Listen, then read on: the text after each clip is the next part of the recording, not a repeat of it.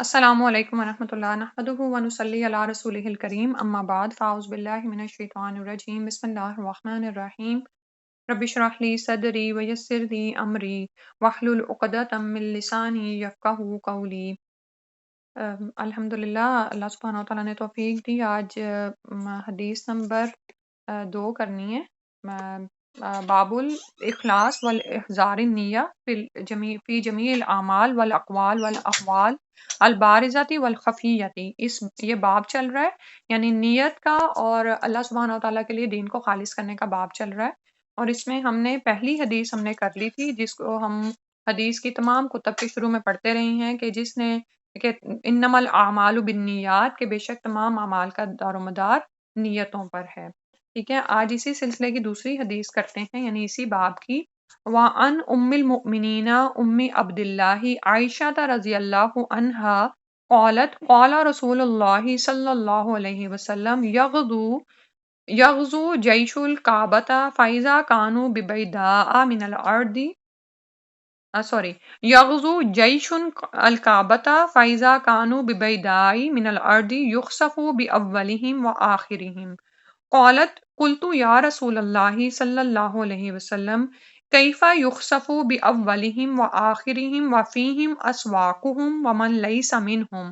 قال یخسف باولہم وآخرہم ثم یبعثون علی نیاتہم۔ متفق علیہ، ھذا لفظ البخاری جی۔ تو متفقن علیہ حدیث ہے، جیسے میں نے آپ کو بتایا تھا کہ متفقن علیہ حدیث کا مطلب یہ ہوتا ہے کہ یہ حدیث بخاری اور مسلم دونوں میں آئی ہے اور یہ الفاظ بخاری کے ہیں۔ ٹھیک ہے، اور جیسے میں نے آپ کو بتایا تھا کہ ہمیں یوں لگے گا جیسے عربی پڑھنا بھاری ہے، لیکن آہستہ آہستہ جب ہم سنتے جائیں گے تو یہ زبان ہمارے لیے آسان ہوتی جائے گی۔ اور تھوڑا سا یہ بتا دوں کہ حدیث کی جو عربک ہے اور اسی طرح جو عام عربی بولی جاتی ہے وہ قرآن کی عربی سے مختلف ہوتی ہے، لیکن اس سے انسان سیکھتا بہت زیادہ ہے۔ تو دیکھتے ہیں، وعن ام المؤمنین ام عبداللہ عائشہ رضی اللہ عنہا سے روایت ہے، وہ فرماتی ہیں کہ رسول اللہ صلی اللہ علیہ وآلہ وسلم نے فرمایا ایک لشکر خانہ کعبہ پر چڑھائی کرنے کی نیت سے نکلے گا، جب وہ بیدا یعنی کسی چٹیل میدان میں پہنچے گا تو اس کے اول و آخر یعنی سب کے سب زمین میں دھنسا دیے جائیں گے۔ حضرت عائشہ رضی اللہ عنہا فرماتی ہیں میں نے پوچھا اے اللہ کے رسول صلی اللہ علیہ وآلہ وسلم، ان کے اول اور آخر یعنی سب کو کیسے دھنسا دیا جائے گا، جبکہ ان میں بازاری لوگ ہوں گے، یعنی حکام کے علاوہ عام افراد بھی ہوں گے، منڈی کے لوگ ہوں گے، یعنی ایسے لوگ ہوں گے کہ وہ ظاہر ہے جنگجو نہیں ہوں گے، اور وہ بھی ہوں گے جو ان میں سے نہیں ہوں گے۔ تو آپ صلی اللہ علیہ وسلم نے فرمایا ان کے اول اور آخر سب دھنسا دیے جائیں گے، پھر وہ اپنی نیتوں پر اٹھائے جائیں گے۔ ٹھیک ہے، جو آ رہا نا کہ ثم یبعثون علی نیاتہم، جو ان کے سینوں میں نیتیں ہوں گی۔ نیت کیا تھی؟ دل کا ارادہ، جو ان کا ارادہ ہوگا اس کے مطابق وہ اٹھائے جائیں گے، یعنی قیامت والے دن ان سے ان کی نیتوں کے مطابق معاملہ کیا جائے گا۔ ٹھیک ہے، تو یہاں سے کتنا زیادہ اہم مسئلہ ہمارے سامنے آتا ہے کہ بعض اوقات کیا ہوتا ہے کہ کسی جگہ پر کوئی ڈیزاسٹر ہو جاتا ہے بہت بڑا، کوئی ارتھ کویک آتا ہے، کوئی بھی فلڈ وغیرہ آ جاتا ہے، کوئی بھی چیز ہوتی ہے، تو ہم دیکھتے ہیں کہ بہت سارے نیکوکاروں کے ساتھ بدکار سبھی دھنس جاتے ہیں یا سبھی کا معاملہ تمام ہو جاتا ہے۔ تو کیا ہے کہ پھر ان کے ساتھ سلوک کیسا کیا جائے گا؟ یعنی بعض اوقات یہ ہوتا ہے نا کہ کسی جنگ میں کسی علاقے کے لوگ بھی جو کہ نیکوکار ہی تھے وہ سب کے سب مار دیے جاتے ہیں، ہلاک ہو جاتے ہیں۔ تو موت دراصل یہ نہیں ہوتی کہ ان کے یعنی اس بات کا فیصلہ کر دے کہ وہ سارے ہی بدکار تھے تو ہلاک کر دیے گئے، کیونکہ دنیا سے تو اچھے لوگوں نے بھی چلے جانا ہے۔ ٹھیک ہے، تو اصل فیصلہ جب وہ اٹھائے جائیں گے تو ان کے سینوں میں پائی جانے والی نیتوں کے مطابق ہوگا۔ ٹھیک ہے، اب یہ جو لشکر ہے یہ کعبہ کی طرف جا رہا ہے، اس کا وقوع کب ہوگا اس کا علم صرف اللہ سبحانہ وتعالیٰ کو ہے۔ یہ رسول اللہ صلی اللہ علیہ وسلم کی طرف سے پیش گوئی کی گئی ہے جس کا تعلق غیب سے ہے، اور یہ نبی صلی اللہ علیہ وسلم کے معجزات میں سے ہے، اس کی صداقت پر ہم ایمان لاتے ہیں۔ ٹھیک ہے، تو اب یہ لشکر کعبہ کو ڈھانے کی نیت سے جا رہا ہے تو اس کو زمین میں دھنسایا جا رہا ہے۔ سبحان اللہ، یعنی یہ انجام ہونے والا ہے ان کا۔ تو لیکن اگر وہاں پر کوئی ایسا شخص بھی دھنسا دیا جائے جو وہاں پر تجارت کی غرض سے کھڑا ہوا تھا، تو پھر اس کے دل کے ارادے، اس کے دل کی نیت کو دیکھا جائے گا، ٹھیک ہے۔ اور بیت اللہ کی حرمت کا بھی پتہ چل رہا ہے یہاں سے کہ وہاں پر فساد برپا کرنا کس قدر شدید جرم ہے۔ جیسے ہم جانتے ہیں نا کہ ابرہہ کا جو واقعہ ہوا تھا، ابرہہ بھی وہاں پر کعبے کو ہلاک کرنے کی نیت سے ہی گیا تھا، لیکن اللہ سبحانہ وتعالیٰ نے اپنے گھر کی خود حفاظت فرمائی تھی۔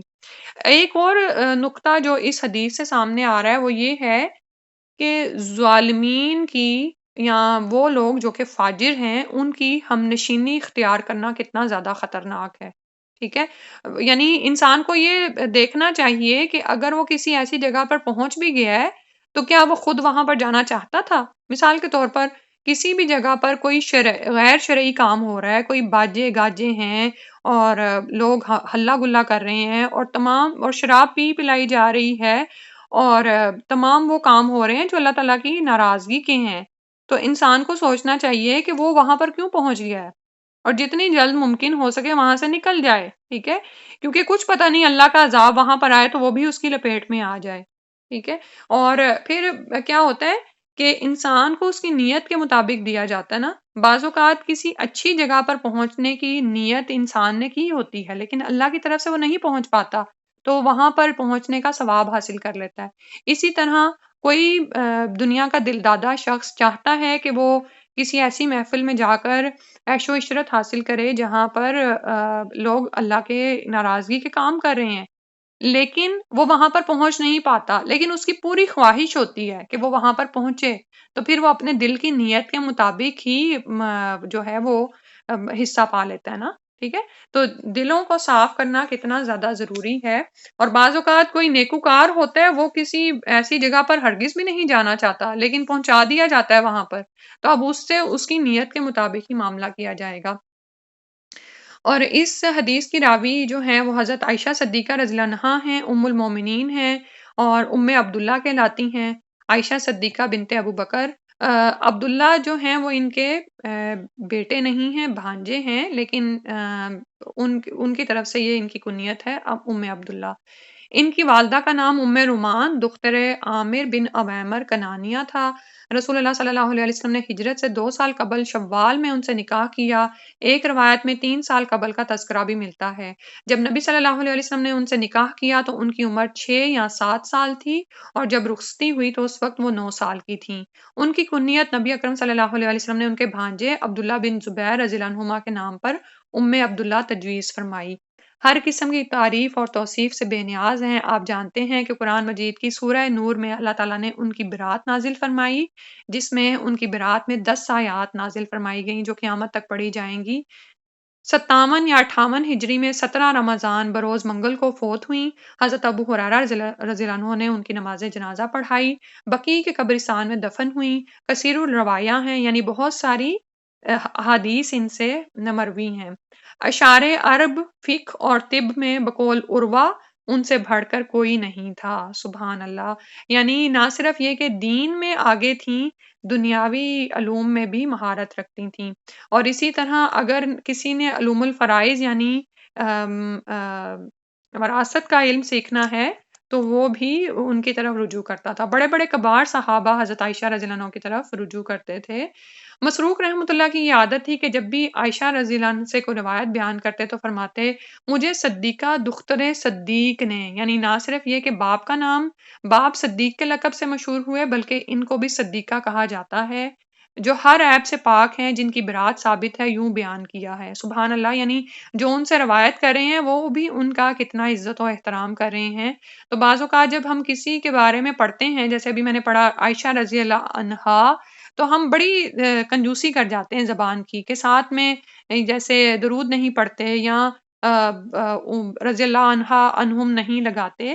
تو آپ یہ دیکھیں کہ ان کا مقام و مرتبہ تو اللہ نے بڑھا دیا، اب ہم پر یہ لازم آتا ہے کہ ہم بھی ان کو عزت اور احترام دیں، یعنی جن ہستیوں کو اللہ نے احترام دیا، عزت دی، ہم بھی ان کو دیں، اور ان کو عزت اور احترام دینے میں ہمارا ہی فائدہ ہے، ہمارے ہی اللہ کے ہاں جو ہیں وہ درجات بلند ہوں گے، کیونکہ ان کے تو درجے بڑے ہوئے ہیں، ٹھیک ہے۔ پھر اس کے بعد اگلی حدیث پڑھتے ہیں۔ حدیث نمبر 3 ہے وعن عائشہ رضی اللہ عنہا قالت قال النبی صلی اللہ علیہ وسلم لا ہجرت بعد الفتح ولکن جہاد و نیت و اذا استنفرتم فانفروا، متفق علیہ حدیث ہے۔ اور حضرت عائشہ سے ہی روایت ہے، نبی اکرم صلی اللہ علیہ وسلم نے فرمایا فتح کے بعد ہجرت نہیں، البتہ جہاد اور نیت باقی ہیں۔ جب تمہیں جہاد پر نکلنے کے لیے طلب کیا جائے تو بلا تعمل نکل پڑو، یعنی نکلو۔ اور وَمَعْنَاهُ، اور اس کا معنی ہے لا ہجرت من مکہ لأنها سارت دار اسلام، کہ مکہ فتح ہونے کے بعد جو 8 ہجری میں ہوا، مکہ سے ہجرت کی ضرورت باقی نہیں رہی کیونکہ وہ تو خود دارالاسلام بن گیا۔ ٹھیک ہے، اس حدیث کا پس منظر یہ ہے کہ فتح مکہ کے بعد کچھ لوگوں نے مکہ سے ثواب کی غرض سے ہجرت کرنے کی اجازت طلب کی۔ اور ہجرت کا ثواب کیا ہے کہ اس سے تمام سابقہ گناہ مٹ جاتے ہیں۔ تو ایسے لوگوں کے لیے اللہ کے رسول صلی اللہ علیہ وسلم نے فرمایا کہ اب یہاں سے ہجرت کی ضرورت نہیں، البتہ اللہ تعالیٰ نے ثواب کا سلسلہ منقطع نہیں کیا۔ اگر کوئی شخص یہی ثواب لینا چاہتا ہے تو وہ حسن نیت سے، یعنی اگر ضرورت پڑی تو ہجرت کروں گا، اور پھر یہ نیت رکھے کہ اگر ضرورت پڑی تو جہاد کروں گا، تو پھر وہ یہ ثواب حاصل کر سکتا ہے۔ ٹھیک ہے، کیونکہ مکہ تو دارالاسلام بن گیا۔ اصل میں ہجرت کی فضیلت کب تھی؟ جب اسلام بیچارہ تھا، یعنی ابھی وہ مکہ میں اس نے زور نہیں پکڑا تھا، وہ ایک یعنی کومپل تھا۔ تو اس وقت جن لوگوں نے سبقت کر لی وہ سابقون السابقون ہو گئے، اور انہوں نے اپنی زندگی کی ہر چیز کو قربان کر دیا۔ ٹھیک ہے، لیکن اس کے بعد جب مکہ ہی فتح ہو گیا تو آپ دیکھتے ہیں کہ بہت سارے قبائل گروہ در گروہ مسلمان ہوئے۔ یہ وہ لوگ ہیں جو کہ اس انتظار میں تھے کہ دیکھیں اونٹ کس کروٹ بیٹھتا ہے، فتح کس کی ہوتی ہے، ہم اس کے ساتھ ہو جائیں گے۔ تو ان کا اجر و ثواب وہ اولین ہجرت کرنے والوں کے ساتھ تو نہیں مل سکتا۔ ٹھیک ہے، تو کیونکہ جس قربانی کے وقت ہجرت مانگی گئی تھی اس وقت کی، تو اب تو ہجرت فرض ہی نہیں رہی کیونکہ مکہ خود دارالہجرت بن گیا۔ اس سے یہ بات پتہ چلتی ہے کہ جب کوئی علاقہ دارالسلام قرار پا جائے تو وہاں سے کسی دوسرے علاقے کی طرف ہجرت کرنا ضروری نہیں۔ ہاں، البتہ وہ علاقے جو دارالکفر ہیں اور وہاں پر دین پر عمل کرنا مشکل ہو گیا ہے یا اس پر قائم رہنا مشکل ہے، تو ایسے علاقوں سے ہجرت کرنا واجب ہے۔ اور اس سے یہ بھی پتہ چلتا ہے کہ جب کوئی انسان بلا ضرورت کسی اسلامی ملک سے نکل کر کسی دوسرے اسلامی ملک میں ہجرت کر کے جاتا ہے تو وہ بھی ضروری نہیں ہے۔